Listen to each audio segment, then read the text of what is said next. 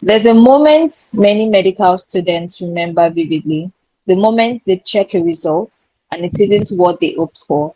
That moment can feel louder than years of hard work. Today's episode is all about that moment. Welcome to Vitalsigns, a space for honest conversation for humans in the medical space. I am Olabisi, your co-host, and with me is Oluwashayomi, and this is season 1, episode 2, When Failure Feels Final. as a medical student within the four walls of University of Lagos College of Medicine in Daraba, for every time I had a setback, some sense of, setback in my academics, it felt like that was the end of the world. I could see others doing great things, moving forward, and me on the other end felt like I was just in my own world and nobody could understand me. Every sense of setback, every sense of failure felt like final, really felt like that was the only thing that mattered at that point in my life. And if you agree with me, Shayo, you would also say that for us as people in the medical space, failure isn't just failure. It really felt like it is more than just failure. It didn't feel like it was just one other setback that we just need to overcome. If it always feels like, oh, that is the end and there is no turning point or no turning back. So for you, what do you think that this topic embodies, or how does it resonate with you, even as a student and now a professional? Okay, all right. Well said, Olabisi. Thank you very much.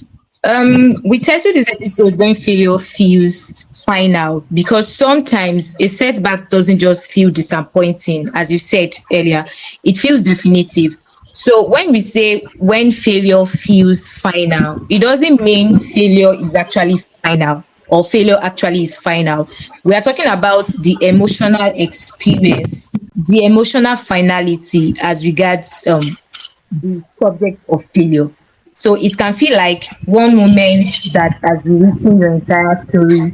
Because in medical school, when failure feels final, would mean you believe that you do not belong to medical school no more. You feel, oh, you are being left behind when others move ahead.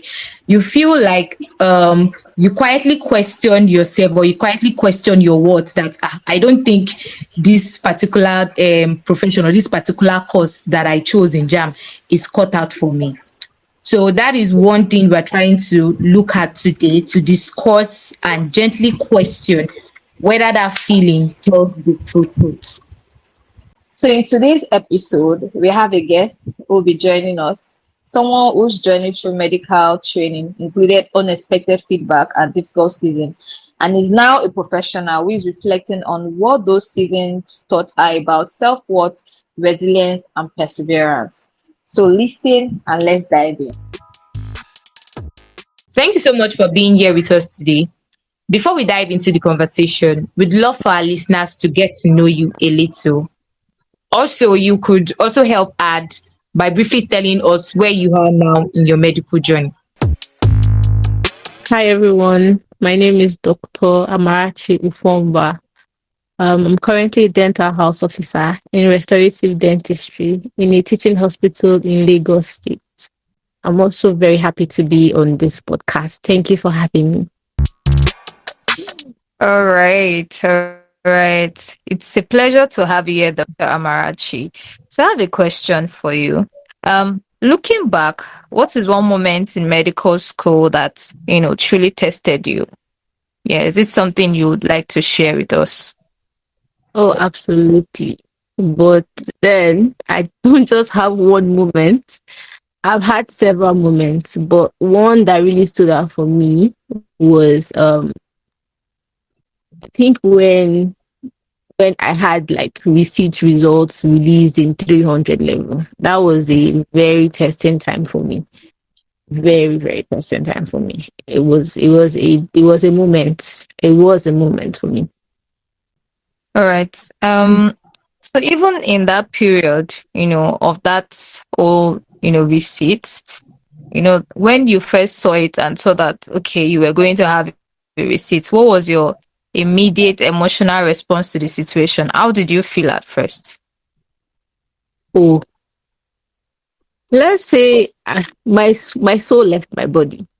because I was I was in actually I wasn't it wasn't even like I knew I was going to have receipts. Like I had done the receipts and they had released the result and I didn't pass one course. So I had already started the 400 level posting because so in my head I thought that I had passed everything.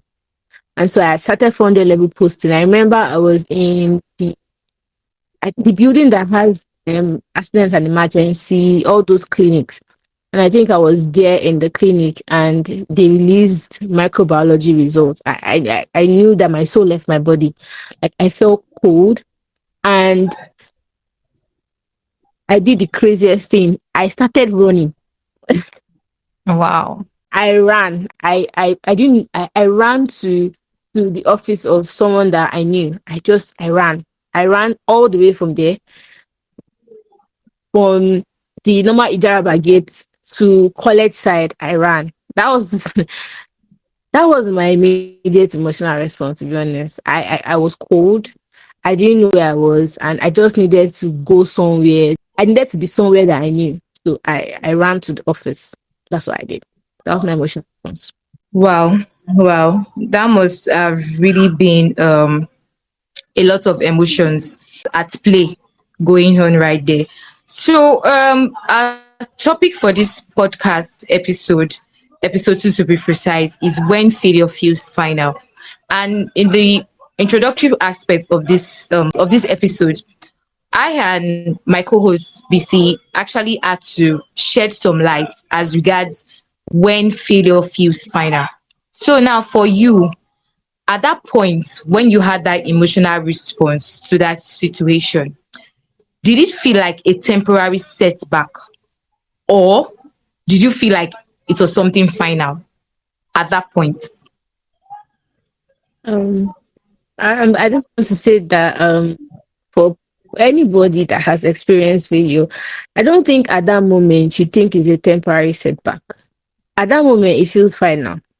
I think it's when you have processed everything later on that you feel like, oh, maybe this is temporary. But at that moment, it felt fine now. Mind you, this was like the second time I had to do a class again. So I had done a class again in 200 level. And then I had finally found my way to the next class, written the exams again, failed again, did receipt, and now I had to repeat the class again. So it didn't feel temporary. It felt final. To me, it was like, well, if I've done the class again and I'm doing the class again, then that just means that, well, this is it. This medical school is not for me. I need to leave. So I don't think that at that moment it never felt temporary. It felt final. I literally thought I was gonna die because when I ran to that office and I got to the office, I the first thing I told the person is I think I'm going to die. I think I'm going to die. And yeah, it wasn't temporary. It felt final for me. It felt final for me. Mm.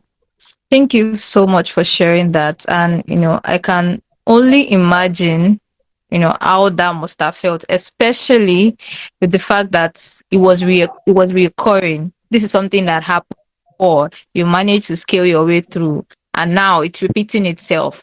So, I'm sure at that point there were just so many voices in your head that could have made you just say, I feel like I'm going to die. But however, just like in every season, there must have been something that makes it even harder, right? Especially with the fact you've had that experience before, and now it's happening. Now there are so many people, your classmates, and all of that. So in that season, navigating that process, what was the other part of that season for you? What made it even harder? It's already hard, and you're trying to process it, but what even made it harder in that period? I think the hardest part of that season for me was failing again. Mm, Like, it's one thing for you to fail the first time. The first time, you might probably overlook it, yeah, and be like, okay, maybe that's just it. yeah. But then I was failing for the second time. Mm, It was so hard for me. the hardest part of that period was actually having to face my parents and tell them that, oh, I didn't pass my receipt.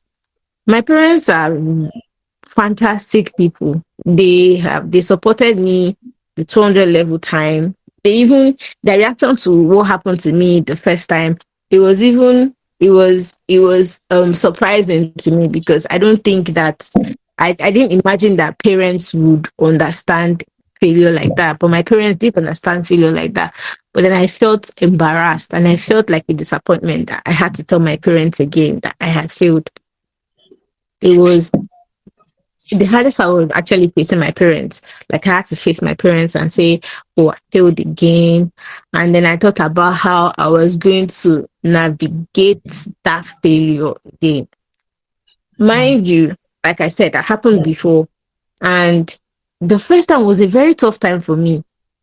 So many things happened to me during that time, and in my head, I was like, "Oh my god, these same things are going to happen to me again." And I was embarrassed. I was like, people are going to hear that this girl has failed again. And in my head, I was like, how am I going to come out from my hostel? How am I going to join a new class again? How am I going to make new friends again? How am I even going to at least have somebody in the new class I can that I can talk to? So it was a very see, I had so many things running through my head. I was like, am I going to if I take this whole course again, am I even going to even pass it? So at that moment, God, things were happening. So many things were happening. Like it was a lot. It was a number of things happening to me. I had to think of of losing friends. I had to think of I had shame. Yes, like let me just admit it. I felt shame and I felt embarrassed and I felt like a disgrace to myself and to like my friends and my family that basically had believed in me and thought that okay, oh, that first time is in the past. That was that season was it was tough. It was tough. Mm. Okay, so talking about your parents, your friends, and the fear of starting over, how people perceived you. How did you handle that? Like um just um how did you move to a point where you were able to face these people again? From that whole fear of judgment, like how are they going to see me now, how are they going to do this, how did you navigate that season to maybe telling them at the end of the day, your parents, to maybe your friends, opening up to them, confiding in them and all of that? How did you move, like how did you do it? Okay, so the first time I had failed, I called my dad. That was when I was in 200 level when I failed my receipt. I called my dad. And my dad left work and he came to pick me up from the hostel. I was staying in radiography, then he came to pick me up from radiography. And I remember that time my father was telling me in the car that oh my god, I'm getting emotional. My father was telling me in the car that Marachi, no matter what happens to you outside, Mm. don't ever think that you cannot come home. uh, You have a house. Home is for you. If you are failing outside, come home. You're not a failure to me. So Oh, when I found out that I had do you failed again, when I found out I had failed again, I had to. I remember that when I ran to the office and I was saying that I was gonna die. Um, I remember the conversations I had with my dad in the car and the conversation I had with my parents when I got home. I remember that when I felt failed, my parents they didn't take it up against me. Like it wasn't they didn't even mention it at home. They basically when I came home, they made me feel like oh you failed, but like that's fine. Like you're not the first person to fail, you're not the last person to fail. And I remember my dad telling me that, as you get older, you're still going to fail at some things. it doesn't mean that we're a failure. It doesn't mean this and that. So I remember that whole conversation, and I just said that "Oh, I'm just going to call home because, to be honest, there was love at home. There's always Yes, love at home. exactly. Right. Exactly. I was about to say that. So I called my dad. I did call my dad, and I remember my father telling me, "It's okay," and I was crying. And I was like, "You're going to have to pay school fees again." My father was like, "Are you the one paying the school fees?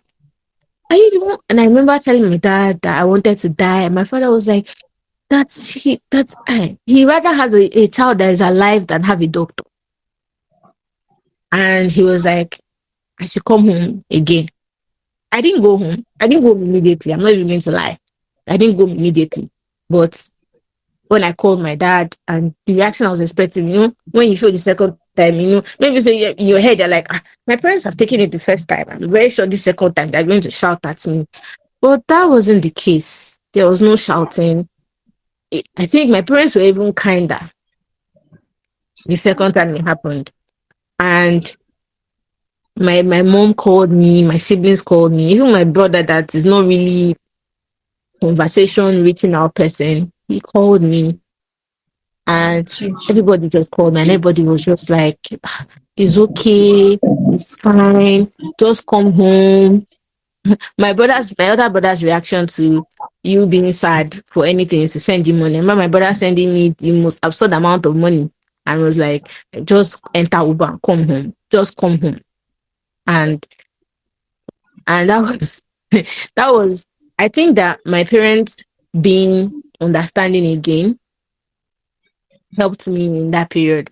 And then I told my friends, and I remember my friend Tofumi telling me, "No, you cannot accept this." So, and one thing I want to say is having having having a solid, like, having solid people Support behind you, system. having solid support Mm-hmm. is Mm-hmm. is the key to navigating bad times in life. And that's why I try as much as possible to also be solid support for people. Because if you have solid support, it makes it easier for you to navigate things. If you have parents that are understanding and they care, it's easier for you to always tell them things. And that's how my parents raised us. My parents raised us as, if you and somebody if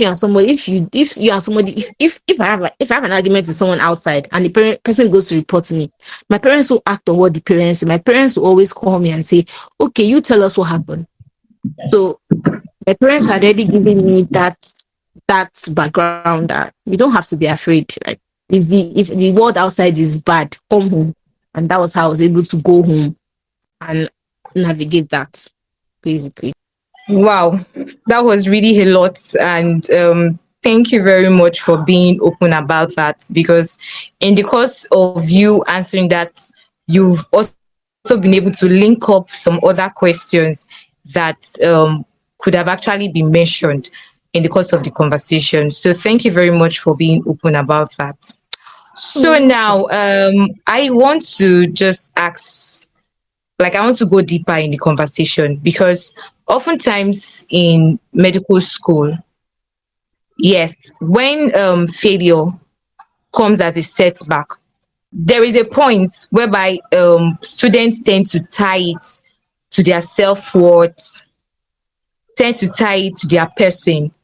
For you, after that whole experience, as regards the setback that you had, did it change the way you saw yourself? I know you've actually mentioned it, that, oh, you were already seeing yourself as a failure, you were feeling depressed. But was there any other thing? Was there any other changes it made, the way you saw yourself now, not just as a student, but as a person? Oh yes, actually, I know this is going to sound very cliche, but it made me stronger. Like, Okay. generally, I'm a very strong person. Like, I believe I'm a very strong person. But I think that that time also made me stronger because having to face the shame, I had to face my shame. And I had to consistently tell myself that, okay, you failed the second time, are you the first person? Will you be the last person? No. And And that made me, it made me wake up in the morning, go for my classes, go to a class where these people are like 2 years my juniors. I had to go I had to attend class. It made me stronger. It did make me stronger. It had happened to me the first time. So in my head, I was like, after I had realized that I'm probably going to lose friends again. Now, the funniest thing is that I didn't really make a lot of friends in the when I failed on a level and I had to repeat the class. I didn't make a lot of friends in that class. And one thing I'm going to say is that when you fail in medical school, it it takes away some experiences from you.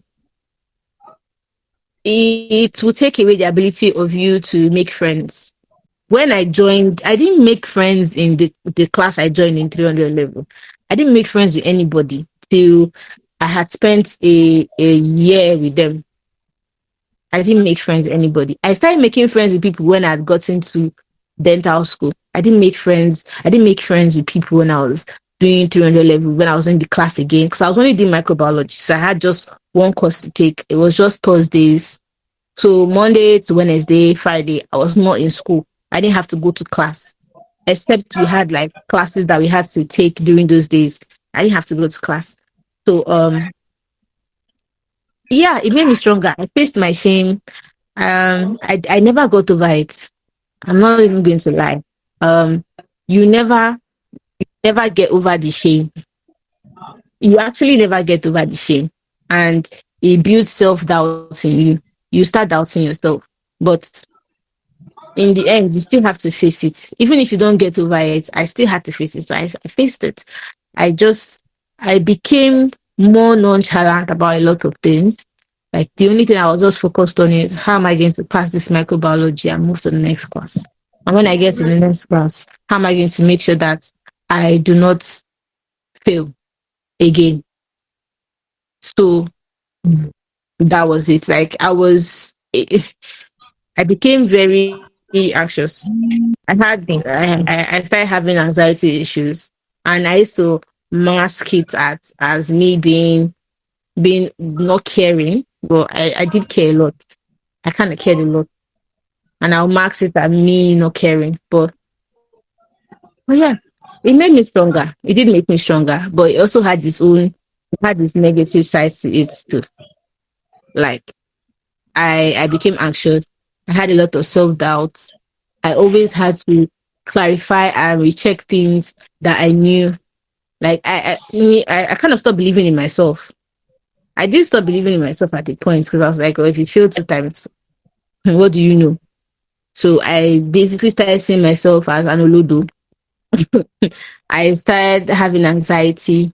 Um, Till now, if people call me, I always assume the worst news, even if they are calling me for good news. I always assume the worst news. It made me less friendly. I don't know how to make friends. I don't really know how to make friends anymore. Like I do talk to people a lot now. I talk to people, but I don't consider a lot of people my friends because of what has happened to me. It made me closed off. I stopped expressing my true feelings and how I truly felt. And it made me very confrontational.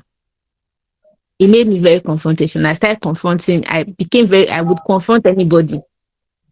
I would confront anybody. But the upside to it is that I think now I'm not afraid of failing. Like, what's the worst that'll happen? I have to start all over again. So that's basically it. All right. So thank you so much for, sharing that. I just want to take it back to something you shared. And you mentioned how your family and your friends, how they showed up for you, even in that period, your brother and all of that. So, and I know that of course, family would always be family, and I'm glad that you have a family, that stood with you. But then family is still like a bit far from you. So being in that environment as a student, navigating that process, what were the support system for you that period that made a difference, right, in that same school system? Oh yeah, my friend. Um, my very good friend Tofumi. um, yeah, Tofumi, my very good friend. I think that she's probably one of the best things that medical school gave me. That was the She was the support system in school. She would come and see me. She would drive me to see lecturers. She would call me. She had her own classes, but she would call me. She would check up on me. She she would remind me because forgot to mention I had to attend counseling. Don't even get me started on the counselor that we had in Lutz because that College of Medicine counselor, 0/10 for her. But I will give her 5/10 for effort. But I had to attend counseling classes. Um, and my friend told me she was basically everything to me at that time. And then he's now the college secretary, but then he was the assistant college secretary, deputy college secretary actually. I don't want to talk about the whole process of how I met him, but he was a father figure to me in Roots. Like because it was his office I ran to when I first got the news that I had to repeat the class in 300 level.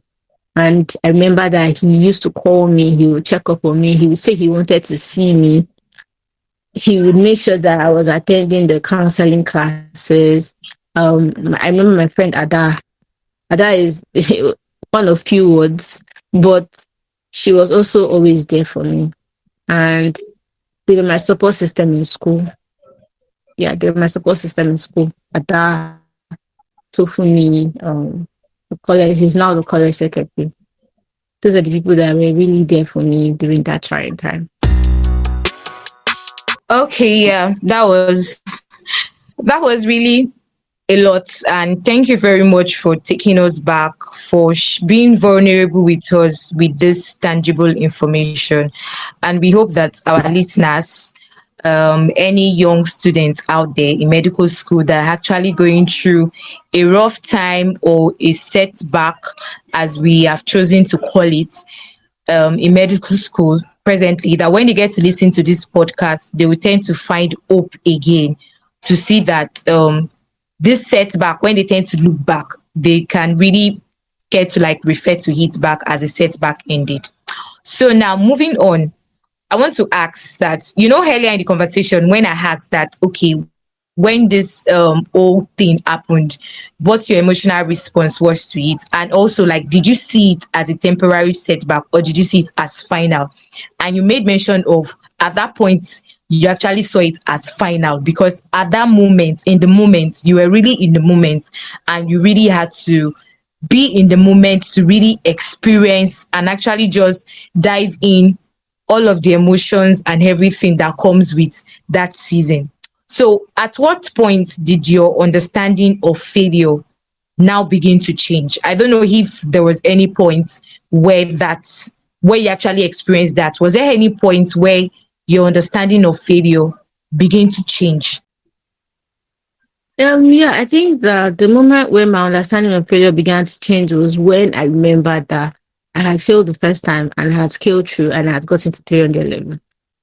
And if in my head, I was like, if I fail this 300, I failed 300 level already and I can still get to 400 level. So I think that my perspective of failure changed when I realized that life life would continue. I realized that life just had to continue. Like life literally had to continue. When I was sulking and I I was locked up in my room for days, I realized that Monday came, Tuesday came, Wednesday came, Thursday came, Friday came, Saturday came, Sunday came. And I think that there was a point where I was like, well, if you keep on sulking, you're not going to progress to the next class because all this time you're wasting not attending classes, not reading your books. Um, it's taking away the time you have for yourself. And in my it occurred to me that there's no time to talk, please. You just have to if you're not going to leave medical school, if because I decided I was not going to leave. But Hmm. why would I leave? In my head, I Mm-hmm. was like, how am I going to leave? Like, nobody chose this career for me. Nobody came to me and said, Amarachi, you must be a doctor. I Yeah. was the one that told myself that I was going to be a doctor. So in my head, I was like, my mom used to say, no sweat, no sweet. So in my head, that was my no sweat. That was my sweat, like having to do a class. And I told myself that, well, in the end, like this is the cross I have to carry. I had a mentor in 200 level, Chidima Lambert, Dr. Chidima Lambert. I remember her when I failed in 200 level. I remember her sending me a message and telling me that God will never give you God will never give you situations that you cannot carry. Mm. Anybody that's listening to it now will say, this Mm. lady is chatting rubbish. But sincerely, God will never give you a situation that you cannot carry. I never ever.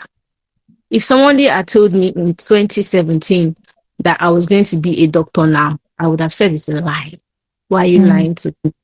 I almost dropped out in 200 level. I had I had gotten admission in Babcock to study nutrition and dietetics. I had I had almost gone shopping to buy clothes to fit the Babcock standard. And in my head, I was like, okay, you feel 200 level, you have a very good support system. And I want to tell people that do not have a good support system that you can be the support system for yourself. I know it's very tough, but you can be the support system for yourself. You you can either choose to lie in bed and sulk all day and fail again, or you can choose to stand up, go about your day, pick 1 hour out of that day to sulk. I'm not going to say I didn't sulk. I sulked after. I sulked when I was in 400 level about the fact that I failed in basic medics. I was still sad in 600 level that I failed in basic medics. And in 600 level, it was even like if I had known the things I knew now, I feel like my life would have been better. So I I I had to re-strategize. I had to change the way I read. I got a personal tutor, and I had to stand up every day, no matter how I felt. If I felt sad, if I felt like I was going to die, I just had to wake up every day. And that's simply my mantra now. Like, if today was a bad day, today was terrible, I did this and this didn't work out for me today. But then there's always tomorrow, and tomorrow will be a better day. And even if tomorrow is not a better day, the day after tomorrow will be a better day. And even if this week is a terrible week, next week will be better. And that was how I was going through the days. I just always had to tell myself, there's going to always be a better day. A better day is coming. Like, these times are hard, but don't worry, Amara. If Monday is bad, Tuesday will be better. And I'm not going to lie, Tuesday wasn't better. But I'll tell myself that Wednesday will be better. And even when Wednesday will be terrible, I'll tell myself that Mara, Thursday is there. Thursday will be better. Friday will be better. And that was how I was always going. And that was how my perspective of failure changed. I had to remind myself that there will always be a better day. And even in all those times when I was sad, I had happy times with my friends. I had happy times with my family. People that didn't rub it in my face that I had failed. So I was just going to say that was how it changed for me. I just constantly had to tell myself that life goes on. Tomorrow will be better. Tomorrow will be better. Tomorrow will be better. And that was how I picked myself back up, and I went back to classes. Um when I would go to class, people would look at me like, who is this one? Because I was just doing one course with them. So imagine you don't see anybody throughout Monday, Tuesday, Wednesday, but you're always seeing one fair babe on Thursday that sits around and doesn't talk to anybody. Then you don't see her again till next week, Thursday. I felt like an alien in the class, but I didn't mind. I had one goal, and that was move to the next class, pass the next class, and just be done with med school. So yeah, I had to remind myself that every day is a new day. Every day will be better. The next day will be better. That was how it changed for me. Just constantly reminding myself that there's always going to be a better time. And that was how a change for me. Wow. Wow, wow, wow, wow. That was really a lot of redefining that you had to do. You had to do a lot of reframing failure, picking up the lessons, and there was like growth that actually had to happen within, and inward growth that actually had to take place. And you also got to a point whereby you also had to practice self-compassion to Yeah. yourself, which I believe that for every young student out there actually listening to this, we actually tend to pick up as a takeaway from this segment.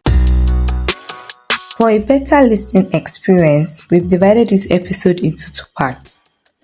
In part B, we continue this conversation and explore what changed and how this experience was redefined over time. Make sure to tune in.